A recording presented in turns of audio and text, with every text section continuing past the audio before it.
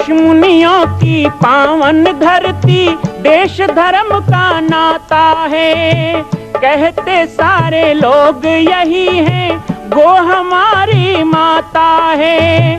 जाग उठो ओ भारतवासी, जाग उठो ओ भारतवासी, गो पर छुरियां चलती हैं। बंद करो गो माँ की हत्या, सारी जनता कहती है। बंद करो गो माँ की हत्या, सारी जनता कहती है।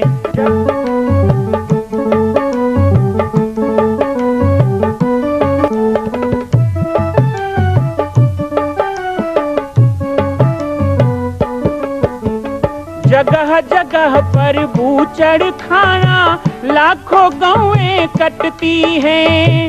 किसे सुनाए व्यथा हमारी, नैना नीर बहाती हैं। रक्षा करना गौ माता की, रक्षा करना गौ माता की, गीता ज्ञान सिखाती है। बंद करो गो माँ की हत्या, सारी जनता कहती है। बंद करो गो माँ की हत्या, सारी जनता कहती है।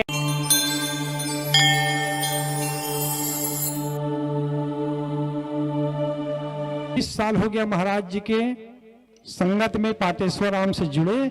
जिस गांव में देखता हूं, जब जब महात्मा जी का, जब जब हमारे बालक भगवान का चरण पड़े हैं, वो गांव तो ऐसी धर्म धाम के समान हो जाते हैं। अपने ही गांव नहीं, आस पास के पूरे गांव को भी कृतार्थ करते हैं। मैं 15 साल से देख रहा हूँ, गोबरा पिंड में प्रवचन के रूप में भी महाराज जी आए थे। एक बार होली मनाने के लिए भी महाराज जी आए थे, और एक बार आस पास के लोगों को एक शिवनाथ नदी से पत्थर का मूर्ति निकल गए। उस समय महाशिवरात्रि के समय भी आए थे, लाखों लोग दर्शन करने के लिए आए थे। तो गोबरा पेंडी तो अपना ही नहीं, पूरे 50 किलोमीटर आसपास के लोगों को भी कृतार्थ कर रहे हैं। इस प्रकार से बहुत पावन स्थल बन गए हैं गोबरा पेंडी। और जब जब महात्मा जी का चरण पड़ते हैं, तब तब कुछ न कुछ चमत्कार होता है। मैं 10-20 वर्षों से देखता आ रहा हूँ। यहाँ पर शक्ति घाट बिरनपुर है, अभी साजा क्षेत्र में बहुत सारे गांव हैं। महाराज जी के चरण और प्रवचन अगर हो जाए तो उस गांव में कुछ न कुछ चमत्कार, कुछ न कुछ धर्म का काम, या वहां के ग्राम और अच्छे लड़के लोग धर्मात्मा ही बनते हैं। ये हमारी अच्छी संस्कार है। यज्ञ भगवान के बारे में मैं क्या बताऊं, महात्मा के आगे में ज्यादा बोलना उचित नहीं। अब इतना तो कह सकता हूं, भगवान श्री रामचंद्र जी जब जन्म लिए, इसके पहले राजा दशरथ ने यज्ञ करवाए थे। जब यज्ञ करवाए थे तो परमात्मा प्रभु श्री रामचंद्र जी आए, और जैसे श्री रामचंद्र जी आए तो सबसे पहले विश्वामित्र जी का आगमन हुआ, और आगमन होकर के राजा दशरथ ने भगवान श्री राम को मांगे, क्योंकि यज्ञ की रक्षा के लिए। तो भगवान के न आने के पहले भी यज्ञ, भगवान आए तो सबसे पहले यज्ञ की ही रक्षा की है, और भगवान का ही नाता ही जुड़े हैं यज्ञ से, और यज्ञ के नाम से। और दूसरी बात, पाम्पलेट में छपे 98 यज्ञ हो रहे हैं अभी, 98। कथा में सुनते हैं, महात्मा लोग बताते हैं, राजा बलि ने 99 यज्ञ करवाए थे। जब 99 यज्ञ करवाए थे तो वामन भगवान के रूप में भगवान प्रकट हो गए, तो एक कम बाकी रह गए 99 यज्ञ में। अगर एक यज्ञ हो जाए तो भगवान किसी न किसी रूप में अवतार होकर के हम सब के बीच में इस धरती पर हमें पुण्य शांति करने के लिए आगमन हो गए। और यह तो यज्ञ है। दूसरी बात यह बताना चाहता हूं, ऐसा कोई महात्मा बता दीजिए हिंदुस्तान, हमारे छत्तीसगढ़ में, कि कोई 98 यज्ञ का संचालन कोई किया है, तो भी हमारे बालक भगवान ने ही 98 यज्ञ का संचालन किया है। ऐसा यज्ञ करने वाला महात्मा बहुत कम है। प्रवचन देने वाले बहुत सारे मिलेंगे, लेकिन यज्ञ करवाने वाले लाखों में एक आध होते हैं, और वो हमारे बालक भगवान के रूप में।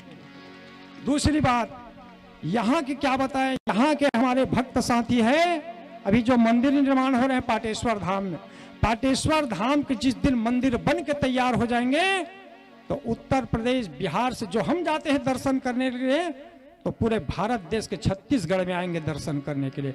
ऐसा महात्मा जी ने एक मंदिर का निर्माण कर रहे हैं। हम सबके योगदान से, सबके श्रम से गांव गांव में जा करके लोग प्रवचन के माध्यम से, यज्ञ के माध्यम से एक ऐसा मंदिर का निर्माण हो जा रहा है। और दूसरी बात है, ये छत्तीसगढ़ महतारी हिंदुस्तान में किसी राज्य के महतारी नहीं कहते, केवल एक ही राज्य है जिसे छत्तीसगढ़ महतारी कहते हैं। और वो महतारी जो माता कौशल्या के नाम से महतारी है, माता सबरी के नाम से महतारी है, जिसके हाथों से भगवान श्री रामचंद्र जी ने वेर भक्षण किया है, ऐसे महतारी के राज्य है, इसलिए इस राज्य का नाम छत्तीसगढ़ महतारी है। छत्तीसगढ़ महतारी है, हम उन्हीं के संतान हैं, उन्हीं के धरती में जन्म लेने वाले हम माताओं बहनों हैं। एक पुण्य का लाभ ऐसे राज्य में जन्म लेने का है।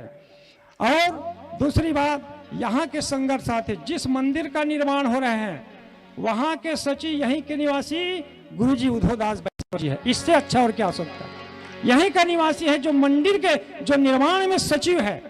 यहाँ के बहुत सारे हैं। मैं तो सोचता हूँ गोबरा और पेंडी, ज्यादा पेंडी का मेरे ख्याल से 90% भक्तगण जो है हमारे आश्रम से और महाराज जी से जुड़े एक ऐसा ग्राम पेंडी है।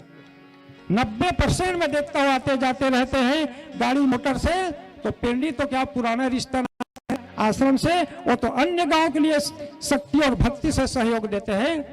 और इसके बाद जितने भी हमारे साथीगण हैं, और मैं क्या बताऊं, जितना जल्दी मंदिर बन जाए तो मंदिर बनने में देरी वो हमारे ऊपर है, महात्मा के ऊपर नहीं है। कई लोग 5 साल 10 साल से नाम लिखा है, 5100 रुपए, 11,000 रुपए। मैं क्या, मेरे लिस्ट में 2-4 ऐसे हैं, मैं 10 बार 11 बार बोल चुका हूं, 100 रुपये भी नहीं दिया, भले 11,000 लिखा दिया है। और कहेंगे मंदिर बन गया, क्या बताए। एक बार नहीं, 2 बार, 5-5, 10-10 बार हम खुद शर्मा जाते हैं बोलते बोलते। तो भक्तगणों से निवेदन करूंगा कि जो भी मंदिर निर्माण में अपना योगदान दिए हैं, लिखा दिए हैं, आप 1000-2000 रुपए का योगदान दे करके जितना जल्दी आप देंगे उतना ही जल्दी मंदिर बन के तैयार हो जाएंगे, उतना ही हमें पुण्य आत्मा के अवसर मिलेंगे। स्वप्न में भी आपका साथ ना छोड़े वो कौन है? नाते रिश्ते संबंधी ये तो छोड़ ही देते हैं ना। जिनको जीवन भर अपना बोला वो सपना हो जाता है। लेकिन अपना कौन है? तो कहा कि जो जन्म से लेकर मृत्यु तक आपके साथ है वो आत्म स्वरूप, आपकी आत्मा अपनी है, न जो जन्मता है न मरता है। हमारा सच्चा परिचय तो वही है, बाकी परिचय तो लोगों ने बना दिया। मनुष्य योनि में जन्म लिया तो मनुष्य बन गए, मानव बन गए। किसी जाति में जन्म हुआ तो उस जाति के हो गए।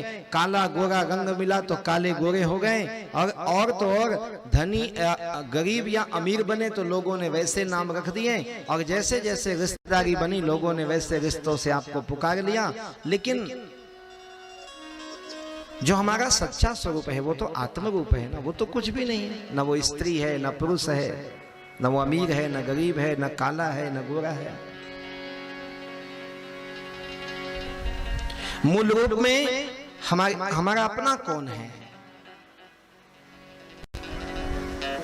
आत्म स्वरूप को अपना माने, जो सोते में भी आपके साथ होता है, जागते में भी आपके साथ होता है, जो जन्मना भी आपके साथ होता है और मृत्यु के बाद भी शरीर यहाँ रह जाएगा लेकिन आत्मा अमर है, इसलिए वो अगले शरीर तक आपको पहुंचाएगी। इसलिए वो आपका परम साथी है, परम मित्र है।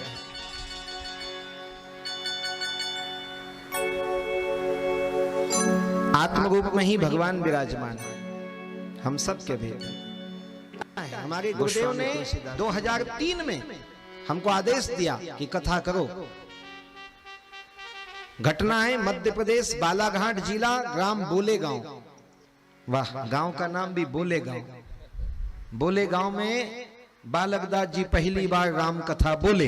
कौन गांव बोले? बोले गांव। तो ऐसी बोले गांव, वहां पे बोले पहली बार राम कथा बोले। हमारे गुरुदेव ने लेकिन कह दिया था कि बालकदास जब जब यज्ञ होगा, लोगों को राम कथा सुनना हो तुम्हारी, तो उनको यज्ञ कराना होगा।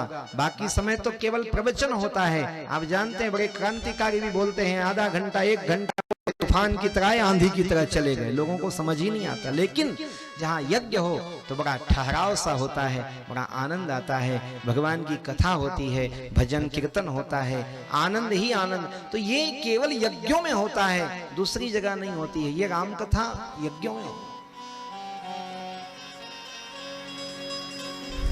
लेकिन यज्ञ हो तो यज्ञ का आयोजन होना चाहिए।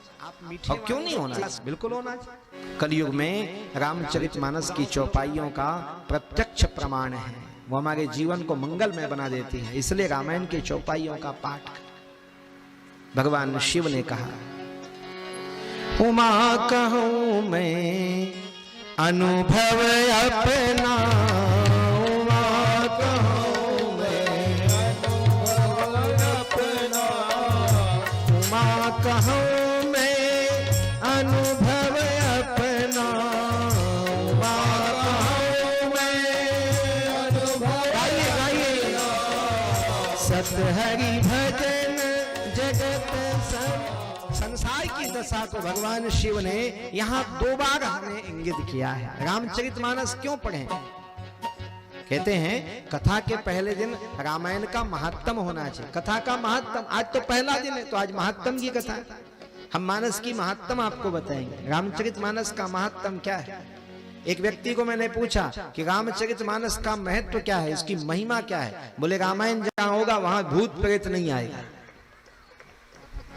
यही पढ़े रामायण महात्म।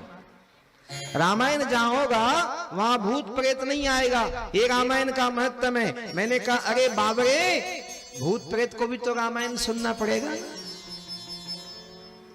तो जाएगा ही नहीं वहां, तो सुनेगा कैसे?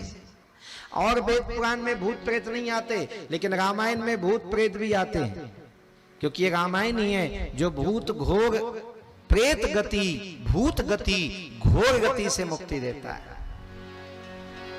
रामचरितमानस का महात्म कहते कहते गोस्वामी तुलसीदास जी ने कहा, रामचरित जे सुनहि अघाही, रस विशेष जाना तिन नाही। ये रामचरितमानस को सुनने के बाद जो व्यक्ति तृप्त हो जाता है वो कथा का अधिकारी नहीं। श्रद्धा संबल रहित तन, नहीं संतन कर साथ। मां कौशल्या की पावन जन्मभूमि छत्तीसगढ़ प्रांत में बालोद जिला में स्थित है श्री सर्वसिद्ध शक्तिपीठ जामड़ी पाटेश्वर धाम। परम पूज्य सद्गुरुदेव राजयोगी बाबा जी की तपस्थली श्री पाटेश्वर धाम और विश्व के अद्वितीय मां कौशल्या जन्मभूमि मंदिर निर्माण का दर्शन करने और इसी प्रकार समसामयिक विषयों पर अपना ज्ञान वर्धन करने के लिए और 10,000 गायों के लिए बनने वाले श्री हनुमान नंदीशाला गो अभ्यारण्य का समाचार प्राप्त करने के लिए आप सभी देखते रहें YouTube चैनल पर राम बालक दास, और हमारे चैनल को आप सभी सब्सक्राइब करें, घंटी का बटन दबाएं ताकि आप सूचनाओं से जुड़े रह सकें। जय श्री राम, जय गौ माता, जय गोपाल।